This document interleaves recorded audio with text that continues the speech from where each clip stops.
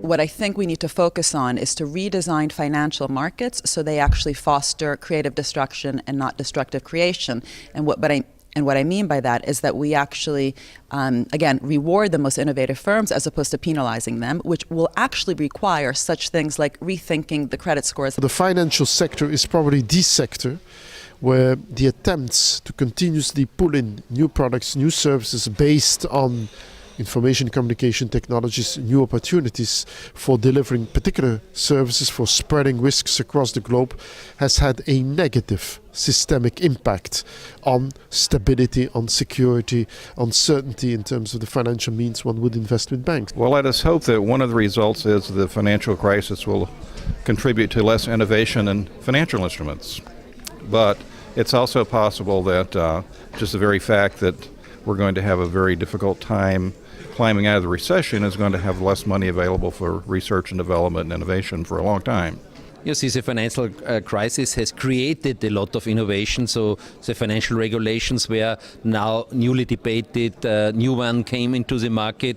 So I think this can give us a good chance for the future to get a better system, not only within Europe, not only within the G20. I think it's a global understanding that we have to have more innovation to make good policies. One can say that necessity is the mother of innovation, so that out of financial crisis we can find new creative solutions, innovations that could take our economies in new directions, or we could say that this might lead to a massive integration of the whole financial system, which would be an innovation within the financial sector. I think that it's about time that we start looking at those kinds of innovations. One would argue, or might argue, that the lack of innovation was what led, at least in part, to the crisis. When people can invest more and get a bigger return in capital goods like houses than in businesses that employ people, that certainly leads to a crisis. So I would argue that innovation is the driver for good, the driver that will get us out of the crisis. The crisis would definitely, and already has, affected innovation. I think for 2 or 3 reasons. One of course is there is less demand for innovation because innovation is more costly, more risky. So if you have tight budgets, you might not demand them. It's very necessary that we put more financial, more budget into innovation and research, and that will be also now when we have the Horizon 2020. It's very important. As in all financial crises, it leads to over-caution. Probably people are currently very conscious of risk, they're very cautious, they're not investing enough. If we want to get economic growth again, then we have to invest in innovation in the future.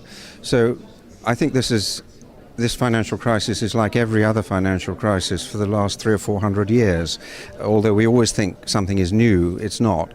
And ultimately people's spirits will rise, and then they will invest, and then there will be innovation. The balance between cost advantages elsewhere and quality advantages in Europe shifts towards other areas. So there's a bit of a risk that the cost calculation comes in, and we see a relocation of innovation activities. But there's one more issue, so I'm a bit more positive than this sounds, which is the efficiency agenda. There is an innovation in terms of doing things more efficient, and therefore companies and also public sectors invest in innovation to just do things better and more efficient, and there is a market for that. We found that the credit crunch has hurt, again, the most innovative firms because they are the ones that actually require more credit to engage with this Knightian uncertainty world. But more than that, I think the question is how can we, as policymakers in different areas, realign in order to foster post-crisis recovery where innovative firms can actually both emerge as new firms, but also the existing ones, gain credit. Financial innovation is the sort of example par excellence of what I mean by destructive creation.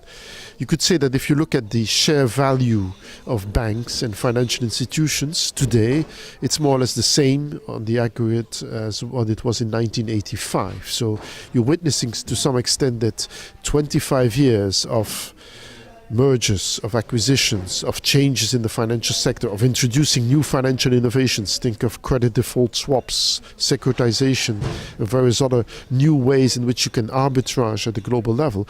All these innovations being introduced have basically created no share value whatsoever over the last 25 years. I think for some it brought a big benefit, for others it brought a loss.